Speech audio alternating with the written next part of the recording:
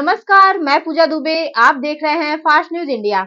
अगली खबर यूपी के मऊ से, जहां civil court central bar association अध्यक्ष पद के प्रत्याशी वीरेंद्र बहादुर पाल ने पर्चा दाखिल किया। खबर के बारे में विस्तार से जानेंगे, लेकिन लेंगे एक छोटा सा ब्रेक। ब्रेक के बाद जल्द हाजिर होंगे।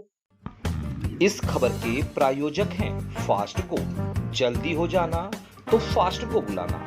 बाइक से लेकर लग्जरी कार सेल्फ ड्राइव पर उपलब्ध। ग्रुप ट्रेवल के लिए लग्जरी बस भी उपलब्ध। सबसे सस्ता एक बार सेवा का मौका अवश्य दें।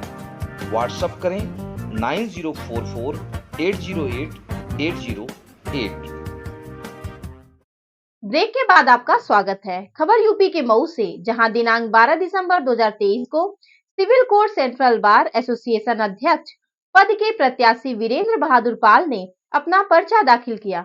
वहीं मीडिया से बात करते हुए बताया कि मैं इसके पहले भी 2 बार अध्यक्ष रह चुका हूं। हमारे ही कार्यकाल में लाइब्रेरी की सुविधा, सुंदरीकरण, पुस्तकालय की सुविधा तथा पेंशन योजना का लाभ, कई प्रकार की सुविधा दिया गया है और मैं हमेशा अधिवक्ताओं के साथ हूं। जो भी समस्या होगा मैं उसका समाधान करने के लिए खड़ा रहूंगा। देखिए मऊ से डिस्ट्रिक्ट इंचार्ज दीवान चंद गौतम की रिपोर्ट। और अभी आप आज पर्चा भरा है क्या? मैं वीरेंद्र बहादुर पाल अध्यक्ष पद के लिए आज मैंने नामांकन किया है और civil court central bar association की पवित्रता, शुद्धता, शुचिता और अधिवक्ता हित में ही कार्य करने के संकल्प के साथ मैंने यहाँ पर अपना अध्यक्ष पद के लिए पर्चा भरा है। क्या मुद्दे क्या रहेंगे? मुद्दे रहेगा कि अधिवक्ताओं जितनी भी परेशानियां हैं उनको हल करना।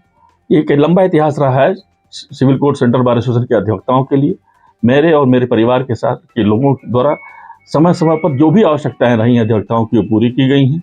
अभी मेरे रिजिम में ही civil court central bar association की जो बिल्डिंग दिखाई दे रही है आपको, लाइब्रेरी हॉल अधिवक्ताओं की, लोग मेरे द्वारा ही, पिताजी के द्वारा ही बनवाए गए।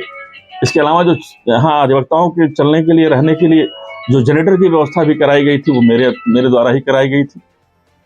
और आज भी जो भी अधिवक्ताओं के हित की बात हो, ये लाइब्रेरी की बात हो, पुस्तकों की बात हो, उनकी पेंशन योजना की बात हो, वो सारी चीजें मेरे रिजीम में कराई गई हैं। आप कई बार चुनाव भी लड़े हैं, चुनाव जीते भी हैं और आपको कभी अनुभव भी है।